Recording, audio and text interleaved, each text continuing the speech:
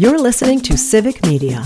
You can tune into any of our live shows on any radio station across the state with the Civic Media app. Find us in your phone's app store and listen anytime, anywhere. This is your WGBW Daily News Roundup for the Talk of Green Bay, 97.9 FM and 1590 AM. For 97.9 WGBW News, I'm Lisa Hale. Green Bay Area Public Schools trustee Cal Lee has resigned his position on the board after a local newspaper did a deep dive into whether or not he lives in the school district he was helping to govern.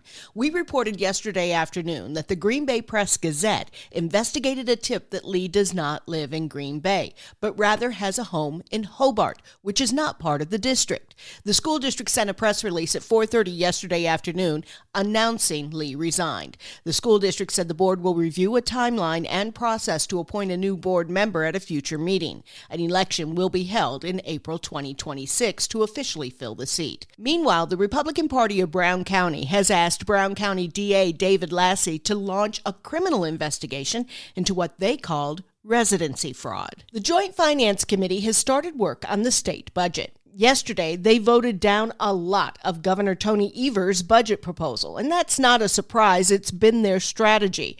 Republicans essentially take the governor's budget down to the studs and basically start over.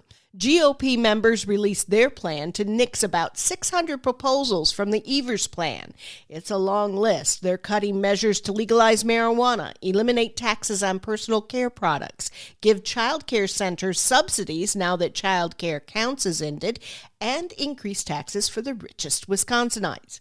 Republicans want a separate tax cut, while Democrats and the governor want any tax cuts to be included in the budget. State Senator Howard Markline says it's about to be a long month or month and a half as they negotiate. A credible threat has forced a Wisconsin congressman to miss votes and reschedule a town hall. Civic Media's Joanne Krulatz has that story. According to a statement from Representative Derek Van Orden's office, the threat against the 3rd Congressional District Republican's family was made via a letter delivered to his Washington, D.C. office. Van Orden's office says the threat involved his wife, children, and grandchildren. Because of the threat, Van Orden won't attend votes on Capitol Hill and is rescheduling an upcoming town hall. Democratic Representative Mark Pocan, who represents Wisconsin's 2nd Congressional District, condemned the threat against Van Orden, saying no elected official should receive death threats. Mother's Day is this weekend. Many choose to honor the emotional and mental sacrifices made in the journey of motherhood. But what about the physical sacrifices? It isn't always easy, and the experience is different for every person who has ever given birth. Dr. Kristen Lyerly says the effects of pregnancy on a woman's body take a while to resolve. It's not joyful for everyone. It is for many people, but not for everyone. And importantly, it's not over when the baby comes out. It takes a year for your body to recover from a pregnancy. The Dr. Kristen Lyerly Show airs weekends on all Civic Media radio stations, but you can hear more of this interview on this week's issue of New Wisco Weekend, Saturday at 8 and Sunday at 11 on WGBW. Nearly half of Wisconsin's college students could be affected by proposed federal changes to the student loan system. The legislation would make changes to repayment plans and cuts to the Pell Grant program for low-income students, including eliminating Pell Grant eligibility for students who are enrolled at less than half-time. Over 95,000 Wisconsin students received Pell Grants in 2024, and half of the students in the universities of Wisconsin receive federal aid. The legislation would also cap graduate student borrowing at $100,000. The Wisconsin teenager caught up in an international terror investigation has entered a plea to state charges. Stuart J. Waddles has more. 17-year-old Nikita Kassup appeared in Waukesha County Court this week, pleading not guilty to charges tied to the deaths of his mother and stepfather. Authorities say Kassup was arrested in Kansas after allegedly killing his parents and taking off with their car, cash, and the family dog. He now faces new charges, including intimidating a witness. He's being held on a $1 million bond pending his next hearing in August. According to federal documents, Kassab communicated with contacts in Ukraine and Russia about obtaining explosives and fleeing abroad after his planned assassination of the president. As proposed cuts threaten to reduce federal funding for mental health programs in the state, Wisconsin mental health officials are warning of an increase in anxiety and depression in teen boys. According to the Wisconsin Office of Children's Mental Health, young men have the lowest level of available social support for mental health struggles. A youth risk behavior survey conducted in 2023 also found that over one-third of high school boys in the state reported issues with anxiety, and about a quarter of them reported feelings of depression. Saturday, letter carriers across the country, and yes, here in Wisconsin, will collect food for the annual Stamp Out Hunger food drive.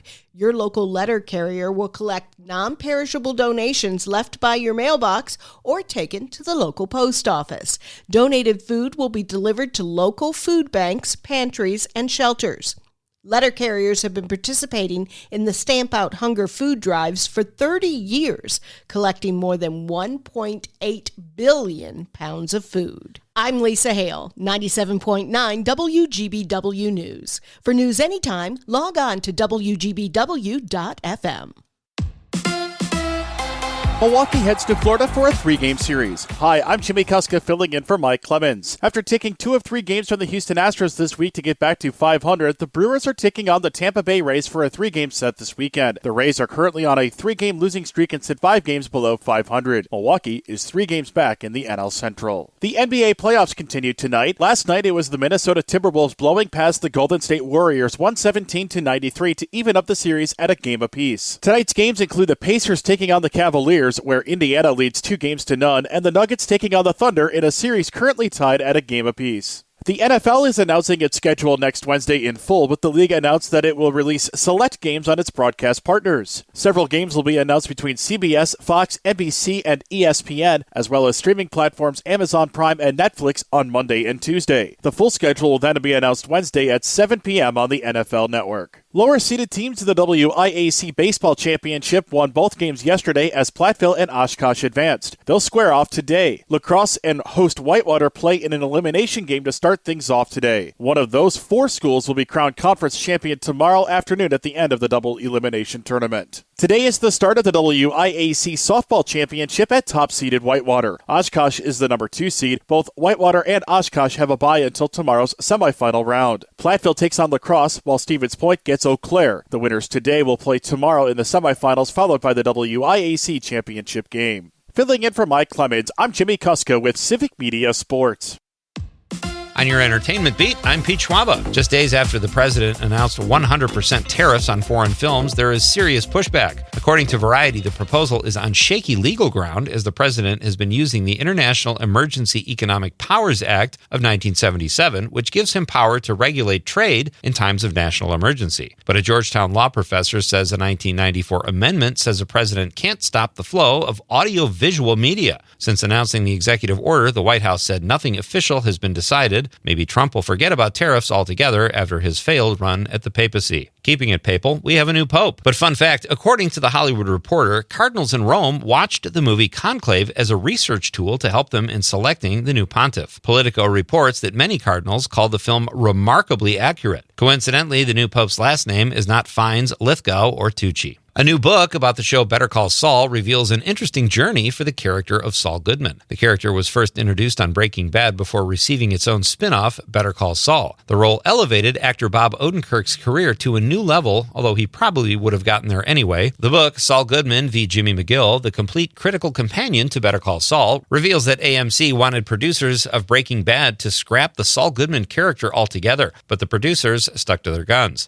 Saul first appears in Season 2 of Breaking Bad, but before he went by that moniker, he was Jimmy McGill, as we learned in the prequel, Better Call Saul. Also a fun fact, the Saul Goodman character was almost played by actor Michael McKean, who played Jimmy McGill's older brother Chuck, also a lawyer on Better Call Saul. I realize this only makes sense if you are a fan of both shows. If you've got 800 smackers burning a hole in your pocket, you could see Jerry Seinfeld live. Seinfeld will be performing at Madison's Overture Center on May 30th. I recommend going to the Overture Center's website, where tickets start anywhere from $70 to $90. But if you want to sit close enough to make sure Jerry flosses those piano keys, make sure you get your tickets off the Overture site, where they are a pricey $500, but still $300 cheaper than other outlets. If you're thinking about heading to Summerfest this year, make sure you check their website. Wednesday on Nightlight, Milwaukee Journal-Sentinel music writer Piet Levy told me a lot of acts have been added since the lineup was announced in February. This year's performers include The Killers, Def Leppard, Lainey Wilson, Gigi Perez, Billy Corgan and his new band. And if you're feeling retro, check out the Isley Brothers, Rick Springfield, and Devo. The event takes place over the course of 3 weekends and opens in about 6 weeks. For more showbiz fun, tune in to Nightlight with me, Pete Schwaba, weeknights from 6 to 8 p.m. on the Civic Media Radio Network. Mostly sunny today with a high in the low 70s this afternoon. The wind out of the southwest at 5 to 15. Tonight will drop to near 50. Tomorrow sunny in the mid 60s by Sunday. Sunshine with a high in the mid to upper 70s. I'm meteorologist Sean Cable. Right now it's 48. That's your WGBW Daily News Roundup from Civic Media. Subscribe to this podcast on Spotify, Apple, or wherever you find your podcasts. Find more news at WGBW.FM. The national news cycle never stops, but it can be hard to find news about your local community. Civic Media is dedicated to providing quality local and state news coverage across Wisconsin. With the Civic Media app, you can get notifications about local stories that matter to you and your community. Find the free Civic Media app in your phone's app store and choose notifications from the menu to tell us what kind of news you want to hear about.